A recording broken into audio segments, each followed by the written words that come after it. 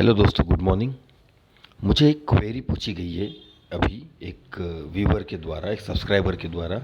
वो पूछ रहा था, सर जब भी मैं ऑप्शंस को बाय करता हूँ, मैं ऑप्शन बायर हूँ, और जब भी मैं ऑप्शन को सपोर्ट या रेजिस्टेंस लेवल पे बाय करता हूँ, बहुत कम बार ऐसा होता है कि मेरे बाय करते ही मेरे डायरेक्शन में मोमेंटम आता है। कई बार ऐसा होता है कि मेरे एंट्री से तो कई नीचे चला जाता है और वापस रेट दिखाने के लिए आधा आधा एक एक घंटा लगा देता है। और जब वो रेट पे आता है तो मैं एग्जिट कर देता हूँ, लेकिन जब वो रेट पे नहीं आता तो मुझे बहुत बड़ा नुकसान हो जाता है। तो ऑप्शन बाइंग करना क्या गलत है, ऐसा उन्होंने मुझे पूछा है। तो सर जवाब तो एकदम इजी है। ये पूरा जो ट्रेडिंग सिस्टम है, मतलब स्टॉक ट्रेडिंग कह लो, ऑप्शन बाइंग कह लो, ऑप्शन सेलिंग कह लो, या फिर आप फ्यूचर ट्रेडिंग कह लो, ये सारा मनी मैनेजमेंट का खेल है। अगर आपके अकाउंट में 1 लाख रुपए है और आप पूरे 1 लाख की पोजीशन ऑप्शन में बना लोगे, ऑब्वियसली आपको डर लगेगा। और जब आप ऐसा ट्रेडिंग करोगे तो आप हमेशा टॉप और बॉटम कैच करने की कोशिश करोगे, और ऑप्शन में टॉप और बॉटम पकड़ने को जब भी जाओगे बुरा फंसोगे। क्योंकि अगर एक भी कैंडल आपकी एंट्री के नीचे की तरफ चली गई तो प्रीमियम बहुत फास्ट आपके अगेंस्ट चला जाएगा। मतलब क्या है, option buying, stock trading, stock buying, stock selling, intraday trading, ये कुछ भी कॉन्सेप्ट जो है, इसमें से कोई कॉन्सेप्ट गलत नहीं है। हम उसको जिस तरीके से हैंडल कर रहे हैं वो तरीका गलत है। अब आते हैं आपके क्वेरी पर। क्वेरी ये पूछी गई है कि सपोर्ट और रेजिस्टेंस पर जब मैं ऑप्शन लेता हूँ तो वो इमीडिएट मोमेंट नहीं करता, बहुत देर तक वही रुका पड़ा रहता है, सड़ जाता है और प्रीमियम डीके हो जाता है, और उससे मुझे लॉस होता है। जब लॉस वाला ट्रेड होता है तो बड़ा लॉस होता है, और प्रॉफिट में होल्ड करने की हिम्मत उसी वजह से नहीं होती कि ये भी लॉस में टर्न ना हो जाए। तो हो क्या रहा है दोस्तों, यहाँ पर काम कर रहा है पूरा माइंडसेट, और ऑप्शन का माइंडसेट आपको समझना ज़रूरी है। क्योंकि अगर आप ऑप्शन बाय कर रहे हो तो कोई तो ऑप्शन सेल कर रहा है। अगर आप ऑप्शन बाय करके ये चाहते हो तो मोमेंटम आए, तो जो सेल कर रहा है वो चाहता है कि साइडवेज रहे। और साइडवेज का मतलब ये नहीं होता कि 100 पॉइंट के रेंज में या 200 पॉइंट के रेंज में। उसने जो स्ट्राइक प्राइसेस के कॉल और पुट शॉर्ट किए हैं उसके बीच में दिन भर पड़ा रहे, ये उसकी ख्वाहिश है। इसीलिए ऑप्शन बायर सुबह सुबह 9, 15, 16, 17 को ट्रेड ले लेता है और दिन भर उसको मैनेज करते बैठता है, क्योंकि उसका खेल तो पूरा साइडवेज प्राइस को साइडवेज अटका के पैसे कमाने का है। उसी के विपरीत हमारा खेल है एक साइड का, कहीं पे भी जब मोमेंटम आए तो उसका एडवांटेज उठाना। मतलब ऑप्शन बायर और ऑप्शन सेलर में छोटा सा अंतर ये है, वो उसको पैसा बनाने के लिए पोजीशन को दिन भर होल्ड करना होता है, और हमें पैसा बनाने के लिए पोजीशन को 5 minute, 10 minute, maximum 15 minute hold करना होता है। अब ये कौन से 5 मिनट, 10 मिनट, 15 मिनट होने चाहिए, इसका मैं आपको यहाँ पर एक मेरे चार्ट के द्वारा जवाब देता हूँ। लेकिन ये समझ लो कि ऑप्शन बायर और ऑप्शन सेलर में अंतर इतना ही है कि उसको दिन भर मार्केट रेंज में चाहिए, और आपको वो रेंज के बीच में जो छोटे मोमेंट्स आ रहे हैं वो मोमेंट चाहिए, मोमेंटम चाहिए। अब ध्यान में रखिए, एक और छोटा सा अंतर है। ऑप्शन सेलर जब पोजीशन बनाता है तो 1 लाख पर 3-4 हज़ार रुपये कमाने के लिए बनाता है, 2 हज़ार रुपये कमाने के लिए बनाता है। अब आप सोचो, अगर आप ऑप्शन बाइंग में वो 3 हज़ार कमाने हैं आपको, तो आपको तो ज़्यादा से ज़्यादा 10 हज़ार की पोजीशन बनानी होगी। क्योंकि ऑप्शन अगर 20-30% बढ़ जाएगा तो 10 हज़ार पे आप 3 हज़ार कमा ले जाओगे। वही 3 हज़ार कमाने के लिए ऑप्शन सेलर को 1 लाख, 1.25 लाख रुपए लगाने पड़ रहे हैं। मतलब क्या है, ऑप्शन सेलर अपना रिस्क ऑटोमेटिकली मैनेज कर बैठा है इन एक्सचेंज द्वारा।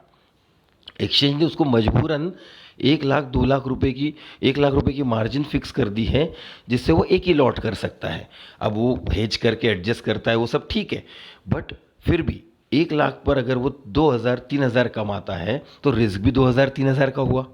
वैसे ही आप जब पोजीशन बनाते हो, अगर अकाउंट में 1 लाख है तो सिर्फ 10 हज़ार की पोजीशन बनाओ। मानो मेरी बात, अगर सिर्फ 10 हज़ार की पोजीशन बनाओगे, प्रेशर भी नहीं आएगा, और चार्ट को चार्ट की तरह देखोगे, इमोशनल देखना बंद हो जाएगा। ये हो गई पहली बात। अब आता है चार्ट पर। तो अगर ऑप्शन बायर को ऑप्शन बाइंग करना है तो उसके लिए सरल तरीका ये है, जैसे ये मिड कैप का कल एक्सपायरी था, अभी मिड कैप की एक्सपायरी का मैंने चार्ट खोला। जनरली मैं 1 मिनट फॉलो करता हूँ, आप अगर 5 मिनट फॉलो करते हो तो आप 5 मिनट भी देख सकते हो, 10 मिनट फॉलो करते हो तो 10 मिनट भी, लेकिन इंट्राडे के लिए 5 मिनट के ऊपर नहीं जाना चाहिए, ऐसा मेरा मानना है। बाकी आप जो ठीक समझो, जो आपकी स्ट्रैटेजी परमिट करे वैसा कीजिए।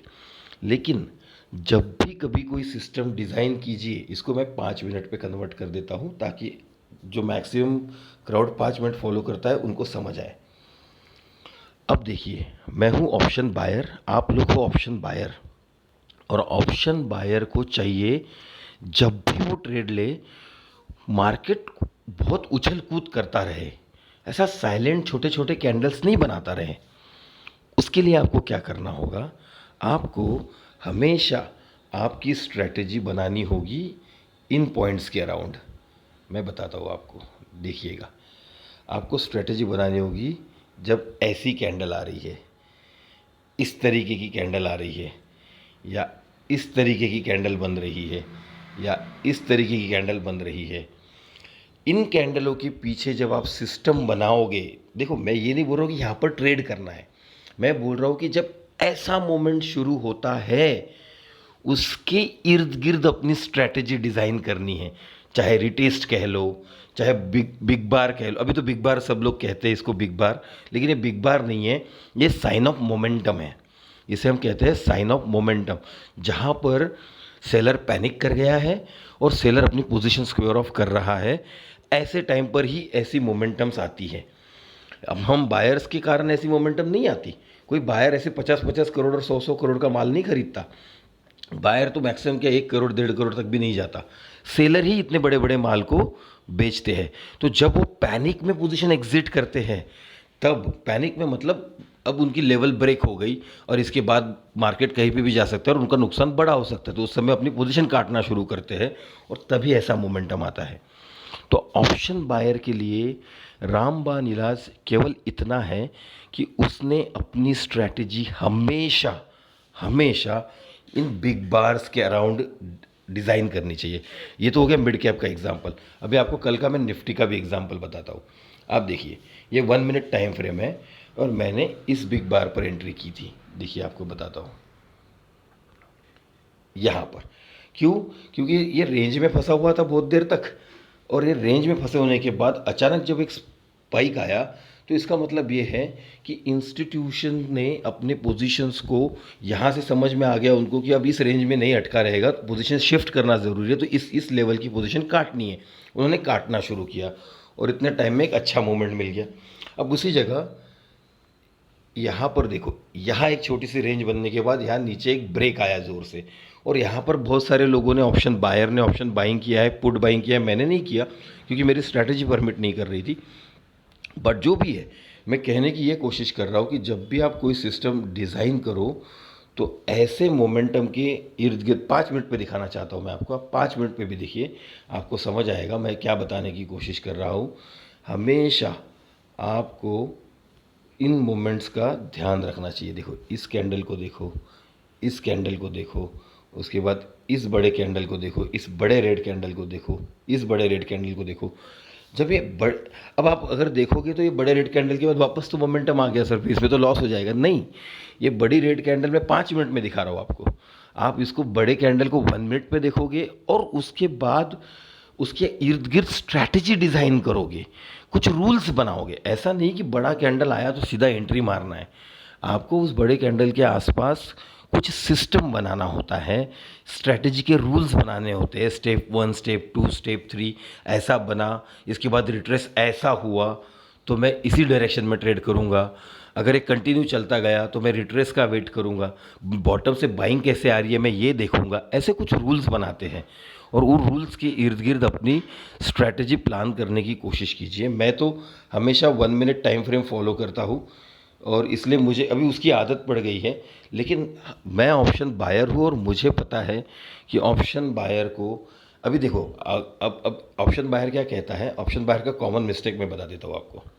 ये मूवमेंट दिख रहा है आपको, इस मूवमेंट में ऑप्शन बायर बोलता है सर इतना बड़ा मूवमेंट हो गया 50-60 पॉइंट का, 80 पॉइंट का, इसमें हमने ट्रेड ही नहीं किया तो क्या फ़ायदा। सर आप हर मूवमेंट अगर पकड़ने जाओगे तो ओवर ट्रेडिंग हो जाएगा।